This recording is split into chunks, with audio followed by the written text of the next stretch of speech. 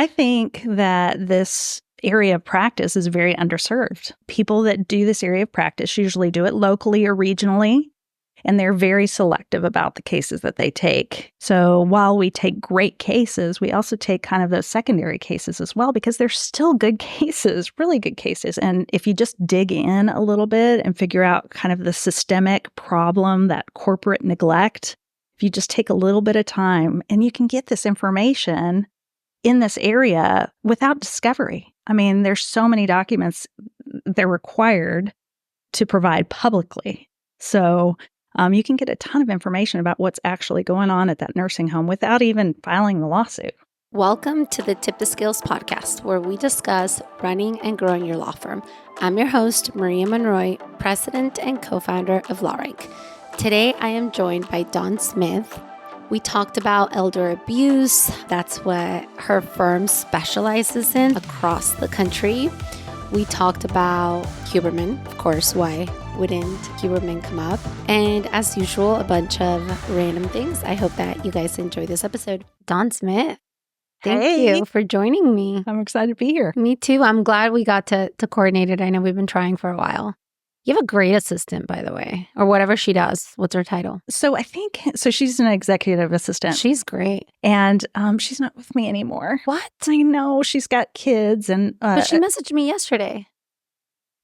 Wait a second. Somebody messaged you. Oh, you're thinking of Madison. That's what I'm thinking about. Yeah, she's amazing. She's our marketing director. Okay, so she really busted my balls. She did. About getting you on. Okay. She kept emailing me like, do you have dates yet? Are you going here? Are you going there? And then, but it was funny because then Curtis was like, he told me he was coming. Yeah. And then I was like, is Dawn going? And he's like, yes, she is. And I was like, oh, so then I emailed Madison. Then she didn't respond to me right away. And I was like, wait, you've been emailing me all this time and now you don't respond. And then she responded. And then she was like, can we lock down the time? Like, she's very good, like very direct, which I like very like, okay, let's get this done. I love to hear that. Yeah. She's killing it. She's handling all of our marketing. She's been doing all of our video production, like guiding our messaging and everything like that. She's been with us for coming up on a year. That's awesome. She's killing it. No, she was definitely a go-getter, which I always can appreciate so much. Yeah. Shout out to Madison. Yeah, she's been doing great. Okay, so tell us a little bit about yourself and what you do, your firm, that sort of thing. We're a national elder abuse law firm. We do nursing home abuse and neglect exclusively. We handle assisted living facilities, group homes, some hospitals, but less. And we're really trying to kind of change the typical model in this area. We're in 20 states now. Wow, congrats. How many nationwide firms are there that specialize in elder abuse? So Wilkes McHugh really was the first firm that kind of had this model. Okay. But they don't practice like this anymore. So they broke up. So I don't think anybody's doing it at this grand scale right now. That's amazing. And why elder abuse? So Curtis had his practice and he focused on a bunch of things, but always had nursing home abuse and really kind of had a passion for it. And then he and I formed a partnership. He was my mentor. So I've known him for over 20 years. He's fun. He is fun. He is fun. You guys are definitely, like, I met you guys for like 2 minutes once and I was like, I felt like I knew you guys. Yeah. I mean, I have chatted with Curtis before on Facebook, but hadn't really met you guys until AAJ. And it was like 2 a.m. in the morning. I'm like, this is not the best time. I was enjoying it. Yeah. I mean, it was a good time, but yeah, I mean, he's fun. I met him at like a reception for a fundraiser event with a judge, and he offered me a job. I was just in undergrad. He's like, hey, you should just come work for me if you want to be a lawyer. I'm like, okay. So I called him that following Monday, and come to find out he had no power or authority whatsoever to offer me a job. He was working for another firm. And so he had to go to his bosses. He's like, I met this girl and she seems like she might be good. And I told her we could hire her. Oh my God.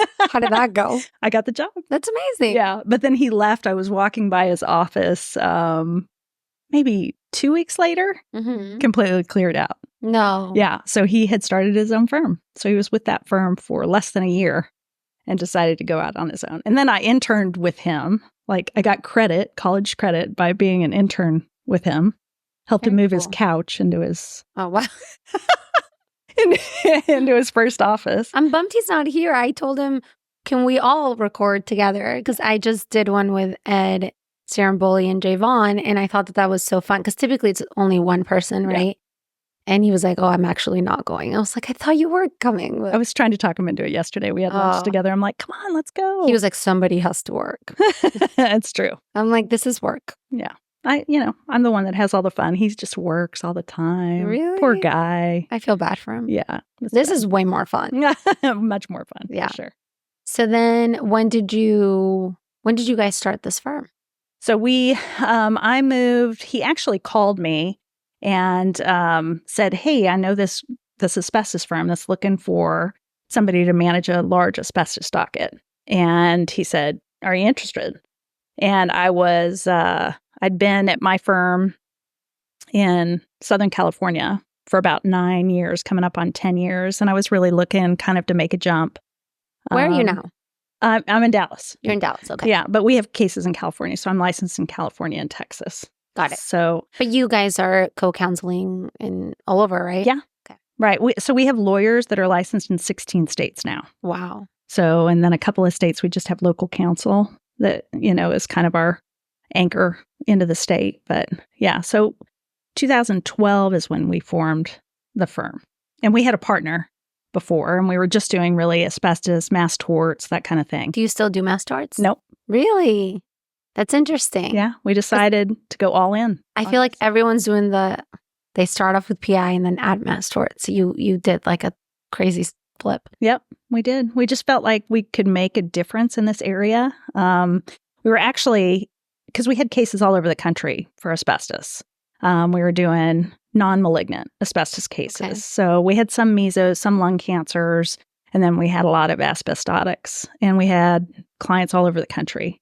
So we learned how to kind of handle cases in a lot of different jurisdictions, even though as bankruptcies, some of them, kind of bled over, of course, and we had lawsuits that came out of some of the cases. And we were just having lunch one day and just kind of brainstorming. And I said, why don't we do nursing home nationally?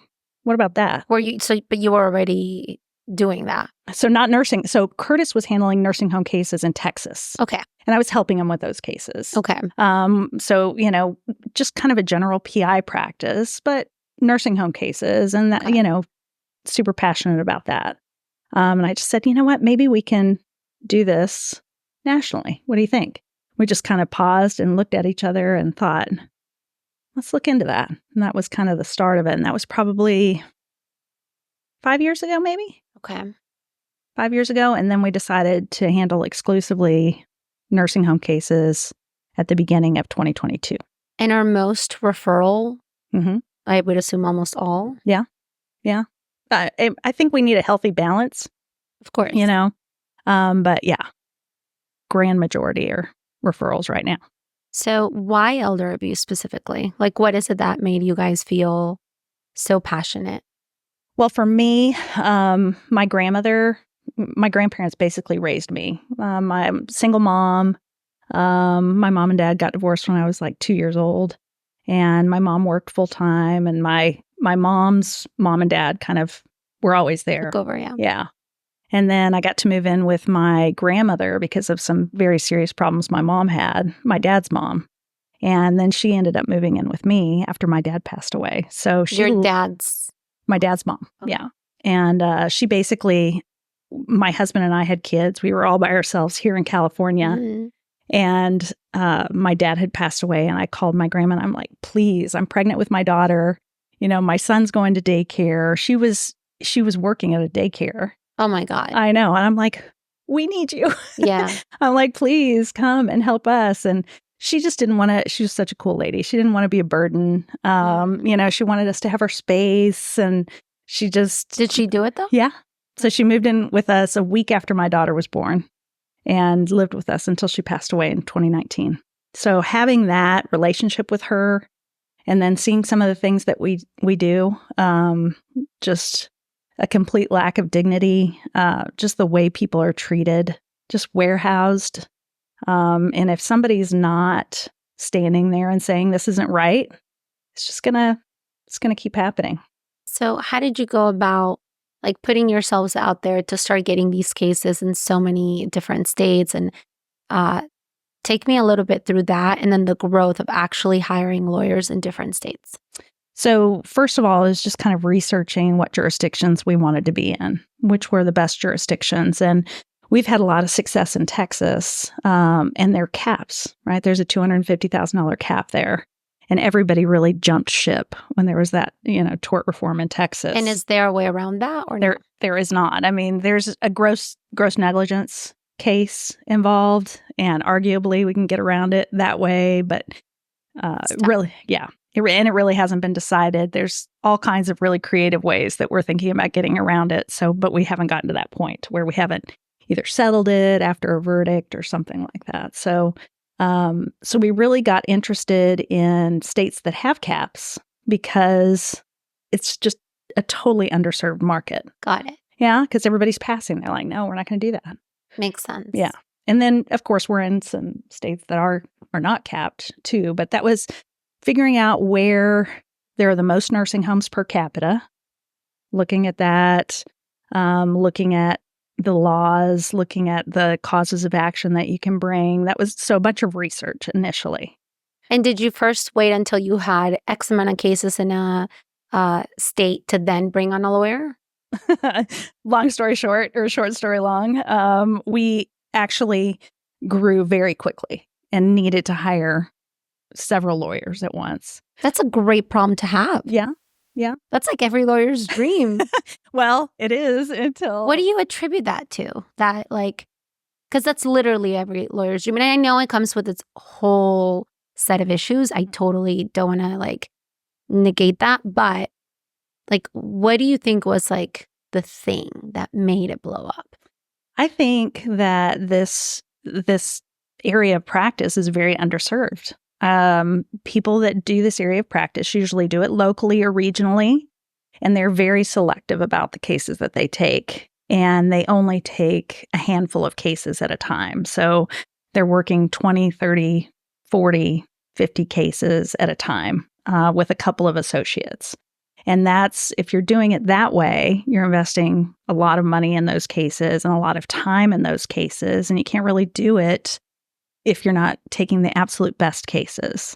So while we take great cases, we also take kind of those secondary cases as well, because they're still good cases, really good cases. Sometimes maybe we don't have a great family member. Sometimes it's a stage 3 pressure wound and 2 falls as opposed to a 4 and 5 falls. They're still great cases. And if you just dig in a little bit and figure out kind of the systemic problem, that corporate neglect, if you just take a little bit of time, and you can get this information in this area without discovery. I mean, there's so many documents they're required to provide publicly.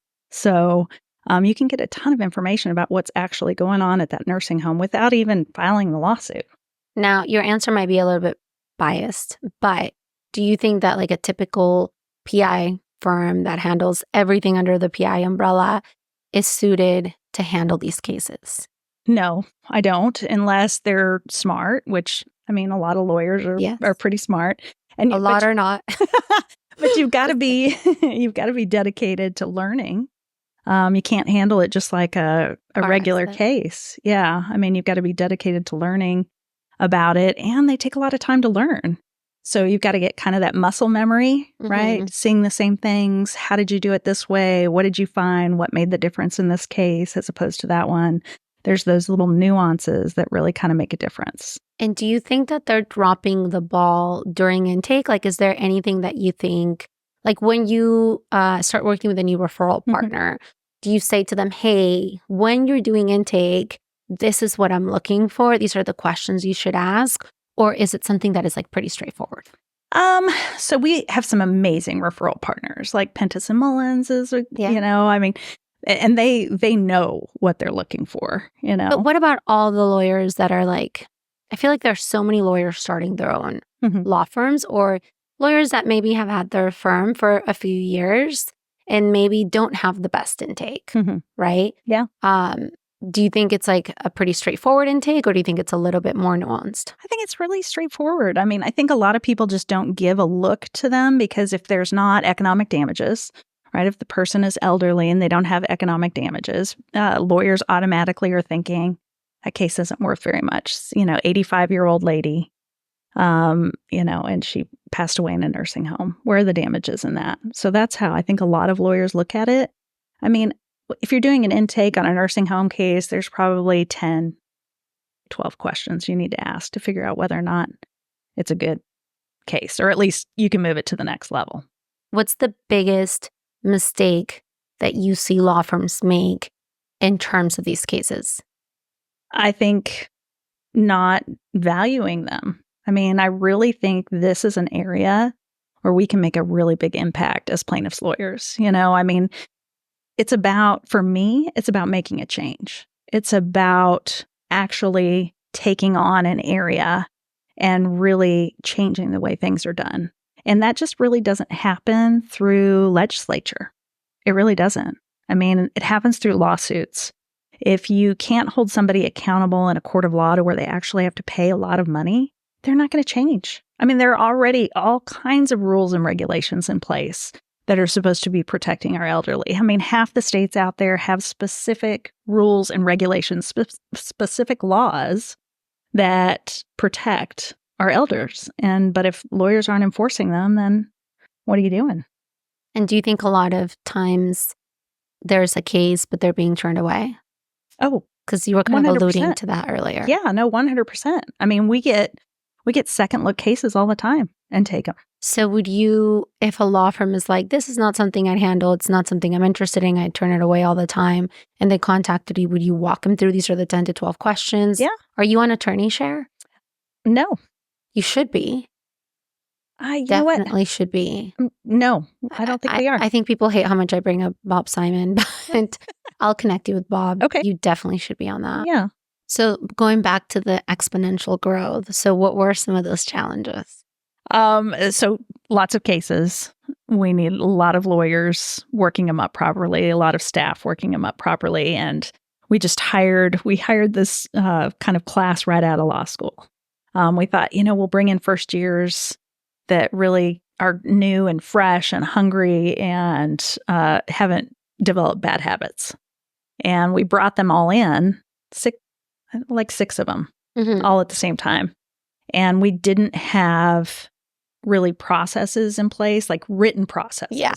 I'm talking about written processes. I mean, I could have trained them, each one of them, every day and said, this is the way you do things, but we didn't it wasn't repeatable. What did you use to start creating those processes? Did you use a tool?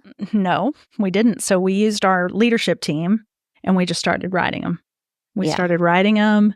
We worked a lot on that. We hired somebody to help us with processes. That didn't work out great, but it was a grueling process and our leadership team pushed back so much. It was really hard for a little bit, but finally everybody kind of understood the only way you can scale is to have those processes. So I think they all believe in it now, but it was hard. And how's it going with these 6? They're all gone. All of them. So did you just learn like this doesn't work? Like we need more seasoned people? Because in theory it sounds great, right? And it's funny because we hire for SEO, we train all of our SEO specialists from the ground up. So they go through a whole training, which is really like an 18-month thing until they're like really, really solid, right? And we use Trainual and Guru to put all process in place. We use Monday. We use a ton of stuff. Yeah. Like we have so many things. I know everyone says like stick to one tool, but we pick what works really well for from different tools, right? And it's really worked out for us, but only because we do have the processes in place. Thanks to my husband, I take zero credit for that. So I know in theory it sounds great, but when it comes to law, I feel like that's a little bit more specialized. It is, but that's kind of the beauty of niching down, right? If you're doing one practice area.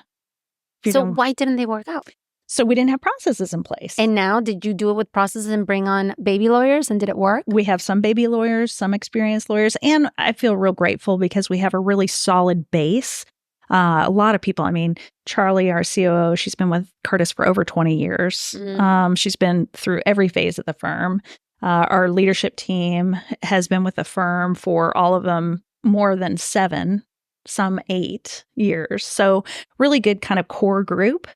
But they just, if you're scaling, you just can't sit down with everybody. You have to have those systems. No. You absolutely can't. Yeah. And I think it's hard because like personally, I fucking hate, I know I'm not supposed to cuss. Half of you get upset. I really hate. I'm not upset. I'll just. Thank you. Thank you. I really hate processes, like actually sitting down and like putting them together. Writing. Yeah. And then my husband always criticizes them because he's like, he can do them better. And I'm like, well, then you should do them. He's like, I don't do what you do. I'm like, well, you have an outline now. But I think it's so tough to do the processes first. It's almost like you need to feel the pain first to go do it. It's almost, it's just so weird because I think it almost feels like I'm cleaning something that isn't dirty, but it's more like, well, if you don't learn to be organized now, like a year in, you're like hoarding stuff. Yeah.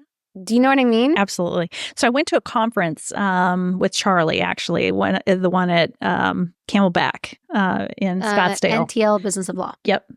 And John Fisher was there.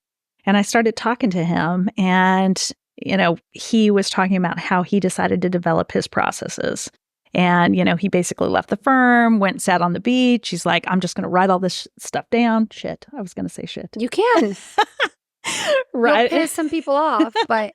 Write all of it down. And that's kind of what started it. And then what he did was he built a website that's like Google.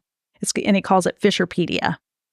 And basically, he hired somebody to build a web platform that has tiles. And, you just type in a keyword, and it pulls all of the processes that have that keyword in it. I was like, that is amazing. So you can use Trainual or Grow for that, which is like already. He shared it with me. He shared Fisherpedia with me.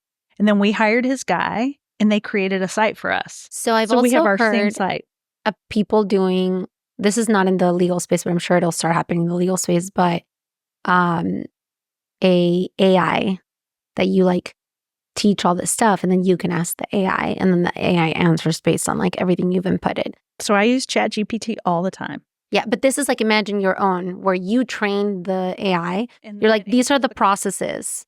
So that someone in real time, they have a question, they don't have the AI, like they type in the question, and based on all the data in there, it spits out the answer. I love that. Yeah. I really want to do it. I just haven't done it. I'm doing it.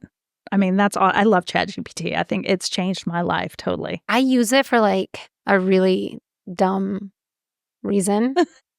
I use it for math, which is hilarious because I'm actually pretty good at math. But I'm like, if I want to like do projections or something, I would just like input things into it because it just does it so quickly. Okay. And it's like amazing. Okay. So you're doing like really complicated math? It's like just projections. Like if I just want to project like revenue or this or that, and I input certain things, like if we do this, if this is our reoccurring revenue, and then it like gives me the answer. I love it. So that's what I use it for, or like to explain things to my kids. I will be like, how would you explain this, like something complex, to an 11-year-old? And then it like explains it in terms of like Pokemon or like whatever. Like it's like really creative in the way that it does it. So I have a story along those lines. Okay. I picked my daughter up from college. She's first year freshman. She's going to USD down in San Diego. Oh, so my husband, he started at USD Law and then transferred to UCLA. Okay, cool. And all of my best friends, because I'm from San Diego, went to USD. No way. Yeah. So people think I went there because I partied. Because you're there all the time. All the parties. Because I didn't go to college, so I would just party with them. There is a problem with partying, I will say, that my daughter has really enjoyed, probably. It is. So it's not like San Diego State is known to be the party school. Yes. Not USD. I just think USD throws better parties. Obviously, according to my daughter. Obvious reasons. So she came home. We found out that she hadn't done so great on a test or on a class. And I was real frustrated. And I was upset. She was upset. My husband was upset. We're all standing there waiting for the bags to come off. And it's kind of getting out of control, right? Super passionate, all three of us. So I pull up my phone and I type in ChatGPT, like, what is the best way to handle a situation where your daughter doesn't tell us the full truth about a test and she's failed? And, what's the best way to handle that as a parent? And what did it say? Was it good advice? It was great advice. Really? It was completely different than what I was handling it. I was like, what? Why did you do that? I can't believe this. You told me this and that. What did it tell you to do? Basically, it said something like, so I know this is a difficult time for you right now. Oh, that's so sweet. Is it conscious?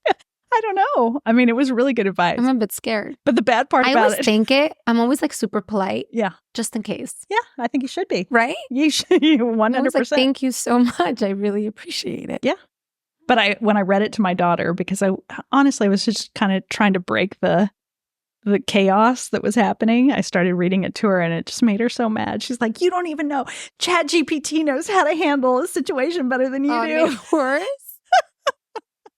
You should have been like, how about you put that into ChatGPT so it tells you how to handle this because you're not handling this very well. Exactly. So I don't know. I just think that it's really going to change. I think that lawyers don't like to change. And really, I don't know. I mean, I think that we're far behind when it comes to jumping into innovation. COVID changed it for us. It's changing though. I definitely think that the younger generation, and by younger, I would say, this is so sad that I consider this younger, 40 and under. I definitely think that that's like a whole other game. Yeah.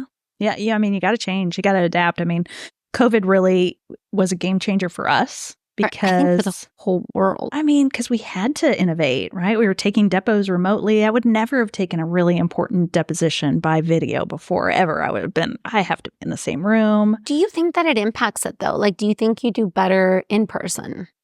I used to say that, but I don't think so. I mean, there's always that, well, the lawyer could be coaching on the side or something, but I mean, you can be super efficient. You can show your documents easier. I mean, you can go through stuff quicker. I think you can control the environment even on video. Got it. Because like, for instance, like interviews, right? Like I've done a few virtual ones. I haven't in like a year. I just do not think that it's the same. Like I like the in-person so much better. For starters, I would be distracted. Like I once recorded with Chava from In Motion, who's like, he actually went to USD and I know him from like real life, not from the legal space, right? Okay. So like I would party with Chava. So he was like, you're not even paying attention to me. Like you're literally working while you're doing this. Like he's like, and I was like, because I already know your story. Like, I'm just asking you things for the podcast and the video piece will be you. Like, and he was like so unhappy about it. So I had to like, when we went to a conference, I had to redo it in person. And then we like laughed for 20 minutes and couldn't do it. And then we did it. But I did notice that was like the catalyst. That's what made me say never again. Yeah. Because I get bored so easily, but if I'm in person, because I think I have like ADHD or some you like get distracted. It's just like I'm so tempted to check Slack or check my email or check my text messages. But if I'm here with you, like, what am I going to do? Like, grab my phone right now? It would be rude. It would be super really rude. I think you'd be okay with it. I would for a second, but then I might say something. You'd grab yours back. I might. Yeah. I think you would be okay. I could definitely see some people being like annoyed if I did that. I mean, there's something to be said for that connection. Totally. And plus, you got to read the person. Some people really need that interaction. Like I have some folks that work with us that really need that one-on-one interaction as opposed to Slack. Or I'm direct. I'm like, let's get this done. Like I don't need a lot of pleasantries. I'm just kind of let's da-da-da-da. I'm the same way as Matt, videographer, how I am. I'm just like, get to the point, Matt. That's right. Let's get this done. Let's just do it. I'm the same way. So like for me, Slack is amazing because I can literally just say, this is it. And like, that's it. Right. But I think it's a problem in person. Like even at conferences, people have been like, you're kind of cold and short. And I'm like, and not in height because that's a given, right? But I'm like, I don't like conversations about the weather. Small talk is ridiculous. I fucking What hate is it. the point? There is no point. There's no point. It's just awkward. Like, it is awkward. I would much rather hear like tell me like your deepest, darkest secrets, or like tell me your childhood trauma. Like, Something. I think childhood trauma is like, or just childhood. I think that just says everything about, it explains like the person today to some extent. In like 2 minutes. Which is why I love it. Right? I always end up talking to people about their childhood. Yeah. Because it's just like, I find it fascinating. I mean, we've all gone through some, shit. Of course. Right? That makes us who we are. And I think especially successful people, which I think is like so tough for me to hear, because I'm like, I need to create some adversity in my kid's life. But then you don't want, as a parent, you're like trying to give them like the complete opposite from what you had, So yes, and I it's know just exactly. like a fucking vicious cycle where it's like you create an easy life, so then they'll be like super whatever, and then their kids will, and it's just like, in terms of like success financially, like I guess they say that there is that cycle. That cycle, yeah. Which is like adversity. I don't know, there's a saying to it that explains it. I forget it. I should ask my husband what it is, but that worries me. Like, are they not going to be driven? It's a really hard balance because I've got a 22-year-old son and an 18, almost 19-year-old daughter. So we're kind of going through that. I mean, we've my husband and I both kind of had some pretty hard times growing up and kind of raised ourselves. Same. Yeah. So they have never had that, and when they try to, when they aren't excelling and they try to act like life has been so hard for them, it's so triggering to me. So triggering. I've told this story before where my son, we ordered ice cream, and the middle son accidentally got like a bigger ice cream than my oldest. And my oldest is like so smart, like good looking, like just like everything comes easy to him, like, and he's like, I'm so unlucky. And I literally just grabbed that cone and threw it out. And I was like, what? He's like, I'm just so unlucky. I never get lucky. I'm like, your whole life is lucky. Like, you are luck. Like, I'm gonna change your name to Lucky. Like, I was just like so triggered. Yeah. And my mindset coach was like, Maria, they don't have like, that's their perception. Like, they don't have. It's all relative. It's all relative. Like, they just don't know better. I'm like, but we're living in Mexico. There's like little kids begging. They're like, but that's not their experience. Like, they can't relate to that. So I heard that one of the hosts from Shark Tank, one of the sharks. Love that. Yeah, me too. So one of them, when like his parents were already independently wealthy, and they were like, we'll pay for your college. Which one? And I forget.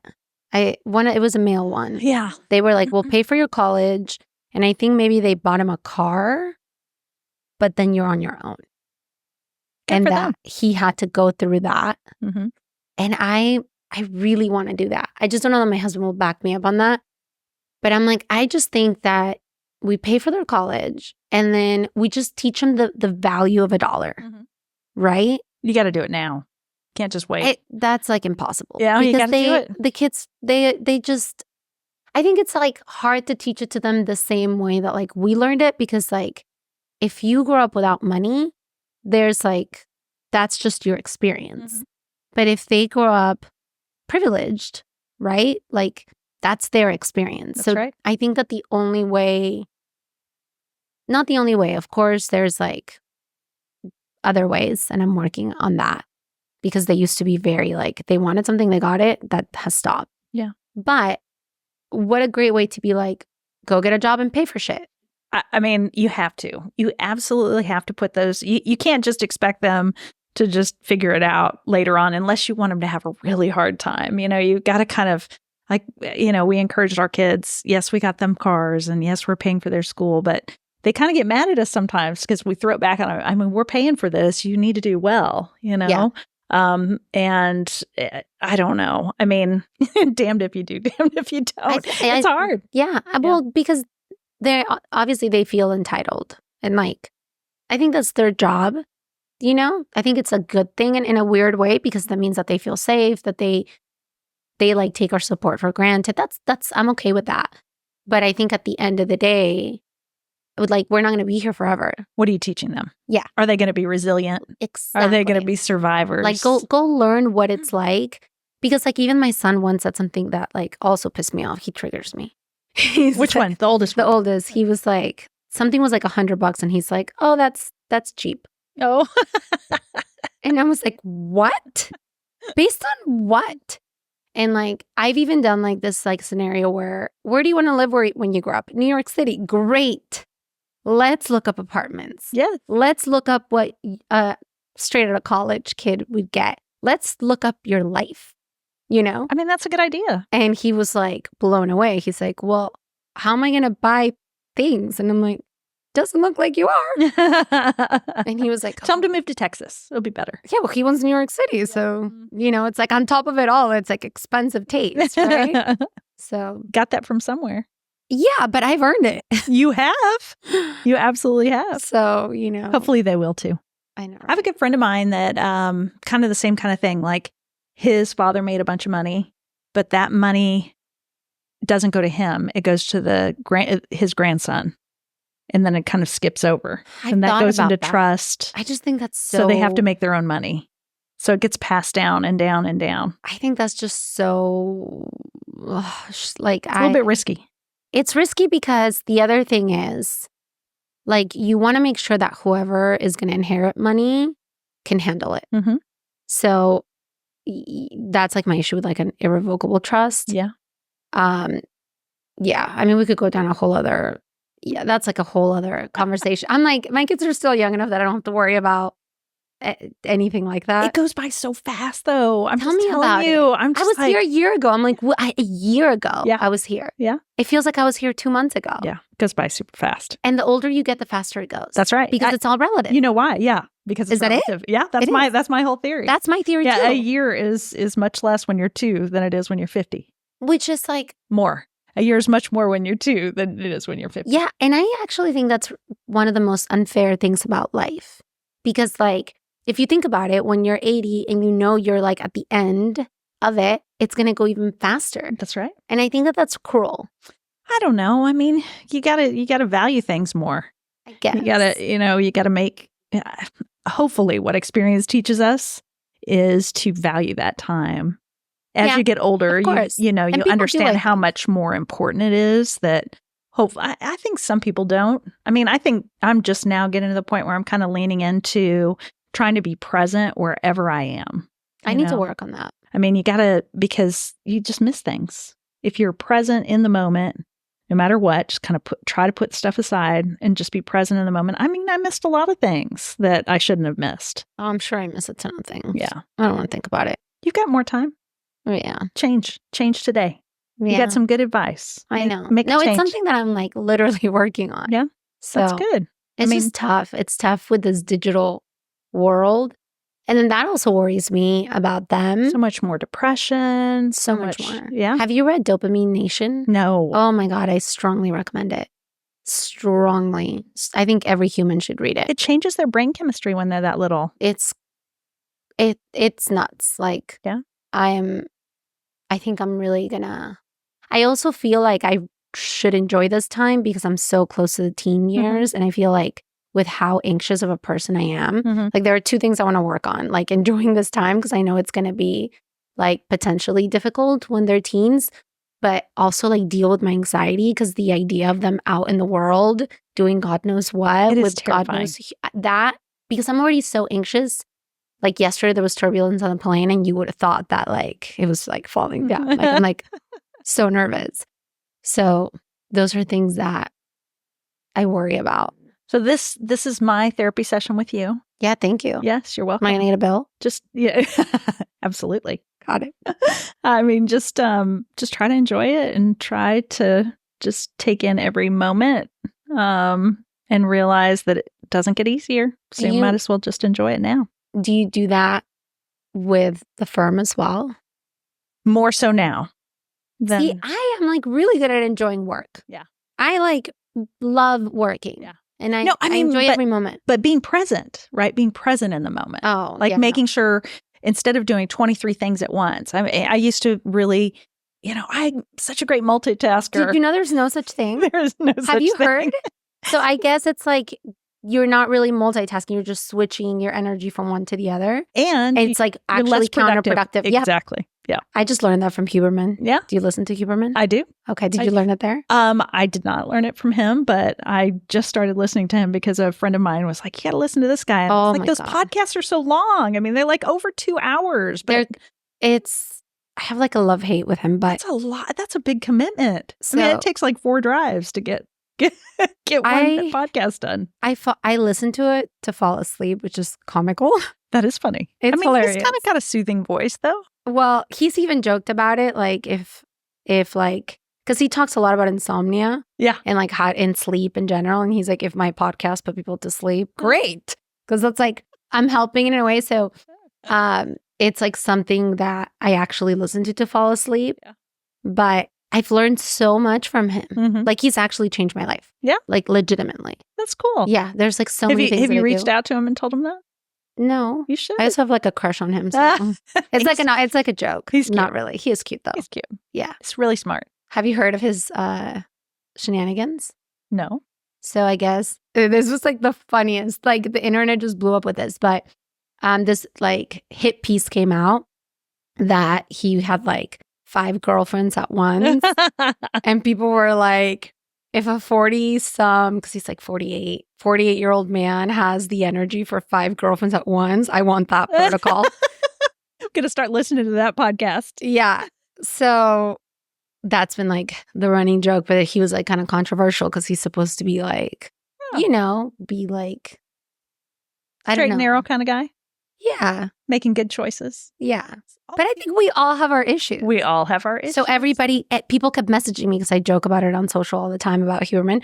And people were like, do you like Huberman less now? I joke that I like him more now. Because he's a normal person. No, because the joke is like, because he's willing, right. But it was a joke. Oh, okay. I gotcha. You're one of the, no, never mind. No, yeah, no. He might have a crush on you. You never know. You never know. My husband won't be too happy with that. Probably not. I keep saying I'm going to manifest like sitting next to him on a plane so I can ask him all the questions that I want to ask him about like things that I don't think he's going to say on a podcast because like he doesn't want to piss people off. Yeah? Yeah. It would be nice. Plane conversations are the best.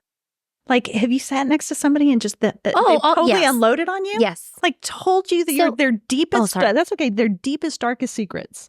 Like, what is it? I don't get that. It's so crazy because it rarely happens now because everybody has like their devices, right? It used to happen so much more pre-Wi-Fi. That's right. And pre-iPads. But every now and then it'll happen and like I would just like strike up a conversation and then sometimes I get stuck in it. And then I'm like, then so you're like, in forever. Depends on how long the flight is. Yeah, whether or not you want to make a commitment. And it happened to me the other day. No, I didn't get stuck, but it happened to me the other day where the woman next to me was also afraid of flying.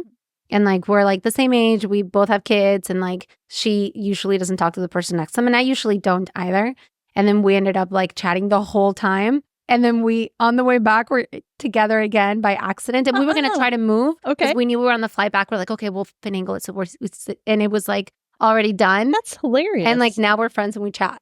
So I think I was watching Oprah one day. I love Oprah. I haven't watched her I mean, forever. She hasn't been on forever. I'm talking about, I was like in my 20s. Okay. And she said something that I repeat at least twice a year to somebody. She said that relationships, and I think she actually had a guest on, relationships last as long as you're learning from that other person. And that's why lifelong relationships are so rare, because it's rare that you continually learn from somebody. So like when you're interacting with somebody, that person is in that place with you for that moment because you're learning from them and they're learning from you. So I just felt like that, if somebody's opening the door for you, if somebody's sitting next to the plane with you, if you're having a conversation with somebody at the grocery store or something like that. I mean, all of those moments in time are meant to happen and they last as long as they're supposed to last.